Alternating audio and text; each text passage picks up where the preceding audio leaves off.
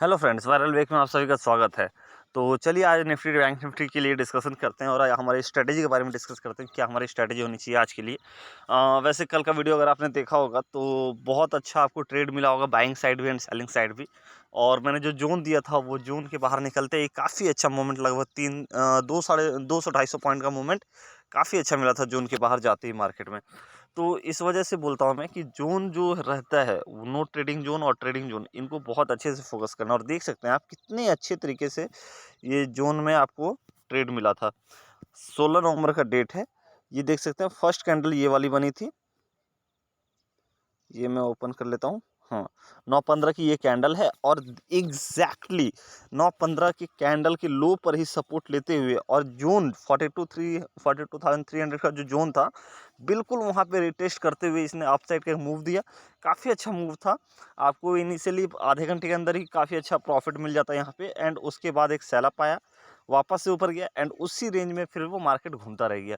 यानी कि first morning session में ही आपको ट्रेड मिल जाता है। इसलिए मैं बोलता रहता हूँ कि फर्स्ट 5 मिनट की कैंडल का इंपॉर्टेंस बहुत ज़्यादा होता है, और अगर वो सही डायरेक्शन में आपने वो कैंडल्स का मूवमेंट पकड़ लिया तब तो आपको प्रॉफिट हो जाएगा। फिर दिन भर साइडवेज भी चला जाए तो कोई फ़र्क नहीं पड़ता। और एक चीज़ आप ध्यान में रखिएगा कि मार्केट जब सुबह खुलती है उसको किसी ना किसी साइड में जाना होता है। ऐसा नहीं हो सकता है कि मार्केट खुलेगी और एक ही जगह पे रुक जाएगी, ऐसा हो ही नहीं सकता है।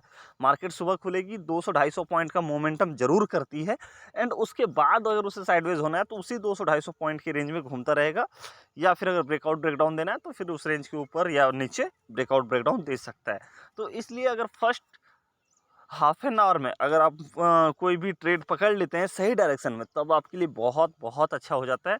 और अगर बाई चांस मान के चलिए ना भी पकड़ पाए और आपने ट्रेड इनिशिएट किया है और आपका स्टॉप लॉस छोटा है, तो कोई आपको मुसीबत भी नहीं होने वाली है। क्योंकि छोटा स्टॉप लॉस अगर आपका ट्रिगर होता है तो प्रोबेबिलिटी क्या होती है कि महीने में अगर आपका 20 ट्रेडिंग सेशन है तो 10 ट्रेडिंग सेशन अगर आपका स्टॉप लॉस ट्रिगर हो जाता है और 10 ट्रेडिंग सेशन में भी अगर आप प्रॉफिटेबल होते हैं और आपका रिस्क रिवॉर्ड सही है, 1:2 1:3 का रिस्क रिवॉर्ड है, तो आप एंड ऑफ द मंथ आप प्रॉफिटेबल ही रहेंगे। तो इसी वजह से मैं बोलता हूँ कि ये बहुत इंपॉर्टेंट चीज़ है, और इस चीज़ को आप ध्यान से काम करेंगे तो बहुत अच्छा प्रॉफिट भी आपको हो सकता है। तो चलिए वीडियो को कंटिन्यू करते हैं और देखते हैं आज आप कर क्या सकते हैं। सबसे पहले हम लोग चलते हैं बैंक निफ्टी के डेली चार्ट पे। आप एक चीज़ देखिए, एमएससीडी में नेगेटिव डाइवर्जेंस दिख रहे हैं और मार्केट ऊपर ऊपर ऊपर जाए जा रहा है, लेकिन मार्केट में न्यू हाई बनने के साथ साथ वो मोमेंटम नहीं आ पा रहा है। आप देख सकते हैं काफ़ी अच्छा ब्रेकआउट भी दिया है, और इस ब्रेकआउट की वजह से मैंने आपको एक टारगेट दिया था, अगर आपको याद होगा, पिछले 2-3 दिन पहले का एक वीडियो था। ये जो रेंज है 41,900 से लेके 42,345, ठीक है, तो 350, तो ये जो 450 पॉइंट का रेंज है, इसी का मल्टीप्लिकेशन आपको ऊपर कर लेना है। यानी कि ऊपर आपका 43,000 इनिशियल टारगेट हो जानी चाहिए। मैंने आपको बोला था क्लियरली कि 700 से 800 पॉइंट का मोमेंटम हो सकता है इस लेवल के ब्रेकआउट के ऊपर या ब्रेकडाउन के नीचे। तो 41,900 के नीचे अगर निकलता तो मार्केट इजीली 41,000 तक आ सकता था, और अब ये 42,350 के ऊपर निकल गया है, तो इजीली मार्केट अब क्या करेगा कि 43,000 को एटलीस्ट टच करेगा ज़रूर नीचे गिरने से पहले। अगर मार्केट को डाउन मूव देना है तो सबसे पहले ये 43,000 के आसपास जाएगा, चाहे वो स्लो एंड स्टडी क्यों ना जाए, 2 दिन 3 दिन का टाइम ही क्यों ना लगाए, लेकिन वो उस लेवल तक जाएगा। एंड उस लेवल तक जाने के बाद अगर मार्केट को गिरना है तो फिर गिरेगा, क्योंकि ये क्लियर कट ब्रेकआउट यहाँ पे दिख रहा है। हाँ, भले एक प्रॉब्लम है, मोमेंटम नहीं है। तो आज हम लोग क्या करेंगे, आज हम लोग बाइंग के साइड फोकस करेंगे। लेकिन एक इंपॉर्टेंट चीज़ क्या है कि अगर गैप अप खुल जाता है तो फिर प्रॉफिट बुकिंग हो सकती है, हम लोग को फिर सेल साइड प्लान करना होगा। बट अगर मार्केट कहीं भी फ्लैट ओपनिंग होती है, जैसा कि एसजीएक्स निफ्टी वगैरह दिख रहा है, तो उस सिचुएशन में करना क्या, हमें हमें बिल्कुल ही आज का रेंज जैसे ही ब्रेक होगा, ये 15 मिनट का मैं ये कर लेता हूँ। और वैसे भी आज एक्सपायरी है, तो एक्सपायरी के लिए ध्यान में रखना, एक छोटा सा रेंज आपको मैं देता हूँ। लेट सपोज मार्केट इस रेंज के बीच में खुलता है, ये रेंज है आपका 42,600 से लेके नीचे में 42,400, ये 200 पॉइंट का रेंज मैं आपको दे रहा हूँ। लेट सपोज इस रेंज 600 और 400 के बीच में अगर मार्केट कहीं भी खुलता है, ठीक है, आपको कोई ट्रेड इनिशिएट नहीं करना है, आपको बिल्कुल भी स्किप कर देना है, छोड़ देना है, क्योंकि आज एक्सपायरी है। हो सकता है कि 42,600 से लेकर 42,400 के बीच में मार्केट 12 बजे 1 बजे तक अप डाउन करता रहे, और सभी के एसएल लेके जाएगा, बायर्स के भी सेलर्स के भी। तो सबके एसएल्स जाने वाले हैं। या आज इनको प्रॉफिट होगा 1 बजे तक, जो पुट सेलर्स हैं या कॉल सेलर्स हैं, जो राइटर्स हैं, उनको प्रॉफिट आज होने वाला है। ठीक है, अगर इस रेंज के अंदर खुलता है तो। इस रेंज के बाहर खुल जाता है तो उसका सिनेरियो अलग हो जाएगा फिर। बट इस रेंज के अंदर खुलता है तो आपको बायर्स को कोई ट्रेड नहीं लेना है, चूँकि मैं ऑप्शन बायर्स को ज़्यादा फोकस करता हूँ, इसलिए बायर्स को कोई ट्रेड लेना ही नहीं है इस पॉइंट पे। अब करना क्या है, लेट्स सपोज 12 बजे के बाद अगर ऊपर की साइड 42,600 ब्रेक होता है, ठीक है, एक 5 मिनट की कैंडल क्लोज होती है, आपको इमीडिएटली एंट्री बना लेनी है। स्टॉप लॉस आपका 60-70 पॉइंट का होना चाहिए और कम क्वांटिटी में आपको करनी है, क्योंकि एक्सपायरी है। अगर आप थीटा डीके से बचना चाहते हैं तो उस सिचुएशन में भी आपको 1 बजे के बाद ही ट्रेड करना है, 12 बजे के बाद ही ट्रेड करना है, रेंज ब्रेकआउट ब्रेकडाउन होने के बाद। बट उस सिचुएशन में आपको क्या करना है कि मंथली एक्सपायरी का आप कॉल या पुट ऑप्शन खरीद सकते हैं, तो उससे आपको प्रॉफिट हो जाएगा, अच्छा खासा रिस्क बच जाएगा आपका। तो उस सिचुएशन में आपको सेकंड हाफ में जैसे ही 42,600 निकलता है, आपको एक कॉल ऑप्शन बाय करना है 30-40 रुपये का। अगर आप आज की एक्सपायरी में काम कर रहे हैं तो 30-40 या 20 रुपये का कॉल ऑप्शन बाय करना है। टारगेट आपका मिनिमम 42,800 एंड 43,000 आपका हो जाना चाहिए। ठीक है, ये दो टारगेट अपर साइड में होंगे। लोअर साइड में क्या होगा, 42,400 अगर ब्रेक करता है तो इमीडिएटली आपको फर्स्ट टारगेट ही 42,000 हो जाना चाहिए उस सिचुएशन में।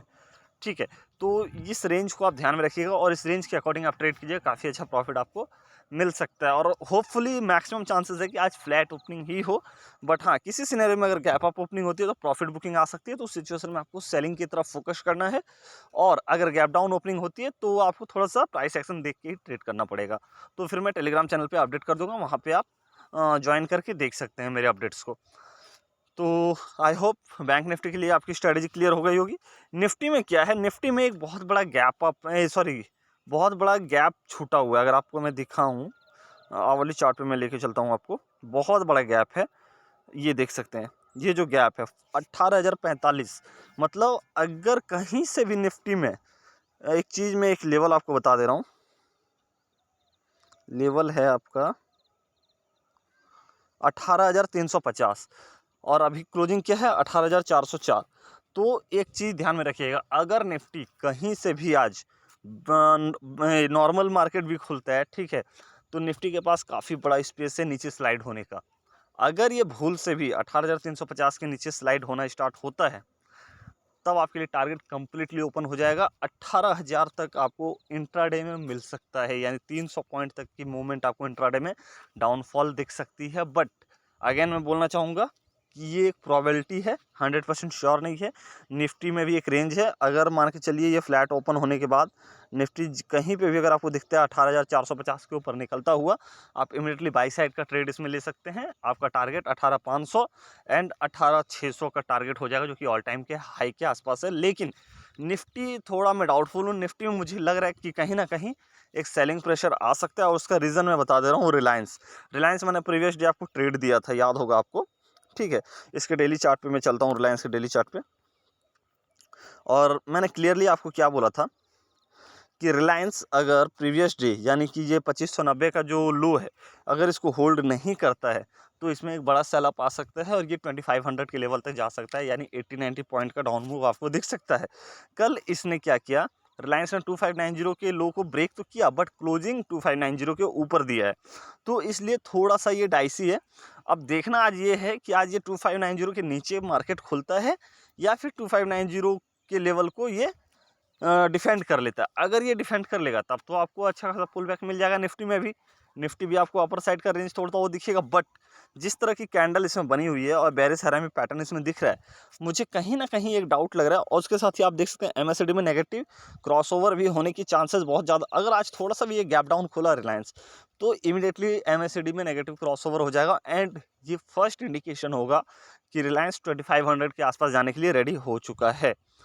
ठीक है, तो इसलिए मैं आपको बोल रहा हूँ कि रिलायंस को फोकस रखिएगा। रिलायंस अगर आपका 2590 के नीचे खुलता है कहीं पे भी, तो आप इजीली इसमें ट्रेड बना सकते हैं एक छोटे से स्टॉप लॉस के साथ। स्टॉप लॉस क्या हो जाएगा, बिल्कुल कल के कैंडल का हाई 2615 का आपका स्टॉप लॉस हो जाएगा, यानी 15, 10, 25 रुपये का स्टॉप लॉस रहेगा, 30 रुपये का 1-1.5% का स्टॉप लॉस है। उसके अगेंस्ट में आप क्या कर सकते हैं, 3 से 4% का टारगेट प्लान कर सकते हैं रिलायंस में डाउन साइड के लिए।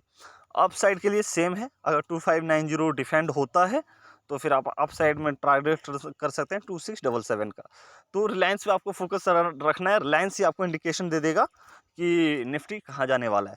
और एक चीज़ मैं इंपॉर्टेंट आपको बता दे रहा हूँ, अगर रिलायंस 2590 के नीचे खुलता है आज मार्केट किसी भी सिनेरियो में, और ये 2590 के ऊपर नहीं जा पाता है, तो उस सिचुएशन में आपको एक चीज़ श्योर शॉट बोल रहा हूँ, आप एक पोजिशनल ट्रेड लेके जा सकते हैं निफ्टी में 18,000 के टारगेट के लिए शॉर्ट पोजीशन।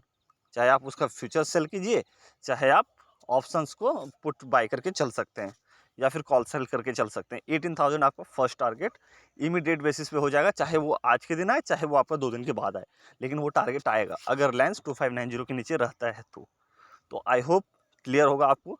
तो अगर कुछ डाउट्स रहता है तो आप कमेंट करके बता दीजिएगा, मैं कमेंट में आपकी हेल्प ज़रूर कर दूँगा। तो आज की वीडियो में इतना ही, वीडियो देखने के लिए धन्यवाद।